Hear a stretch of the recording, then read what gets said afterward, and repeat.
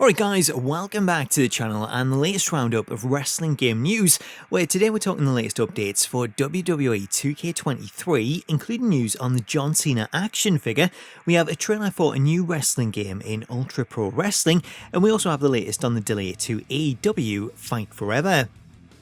So let's jump straight in with today's news, starting out with the latest on AEW Fight Forever, as this weekend sees PAX East taking place in the US, which is a giant gaming convention showcasing the latest and upcoming games, and while AEW's publishers, THQ Nordic, are in attendance, there's no sign of AEW Fight Forever, as the game was left out of the lineup that was shared ahead of the show, and based on those in attendance, there's also no AEW presence on the show floor.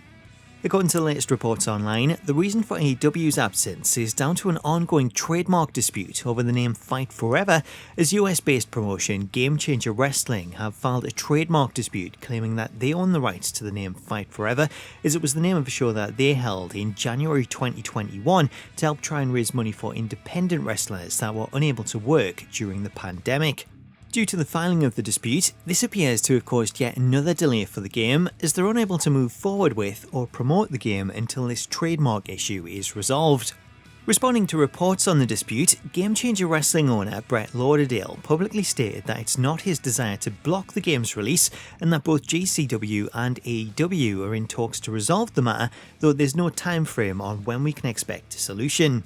This new delay is the latest in a series of delays dating back to the suspension of CM Punk in September, as Punk's suspension led to AEW suspending promotion of the game while they quietly updated the game's cover art to replace him. This delay was then followed up by a second delay that seen the game denied a T for teen rating by the Electronic Software Ratings Board, as the ASRB claimed that the game was too graphic and would need to tone down the gore to receive the requested rating. After making the requested changes, Fight Forever did receive a T for teen rating last month, which appeared to clear the way for release, as GameStop employees noted that they had been told internally to expect the game in April. However, that was before the GCW dispute, which could now mean that the game will be pushed back even further.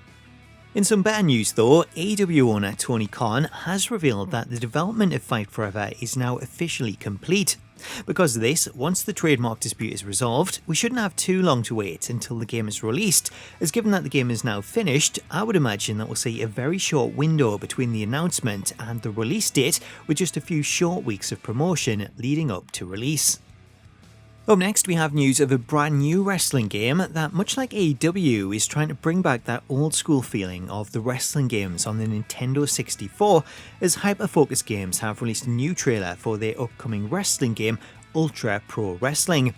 Unlike AEW, UPW doesn't include any licensed stars, as developers have instead opted to include a roster of original wrestlers and promotions. To give you a better look at the game, here's the full trailer that was released earlier this month to coincide with the launch of their Kickstarter.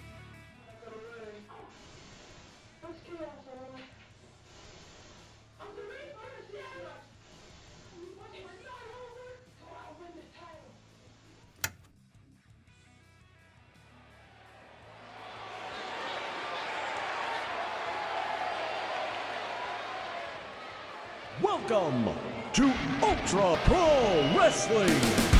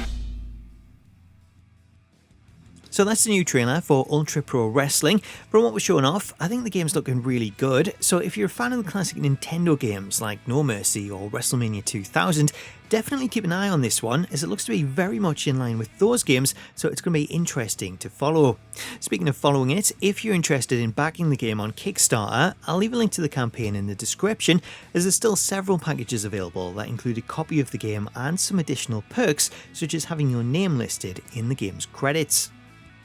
Finally for today, let's talk WWE 2K23, as the game has been out for just over a week now, and the general reaction to it seems to be pretty positive, with this year's game looking to be a solid entry into the 2K series.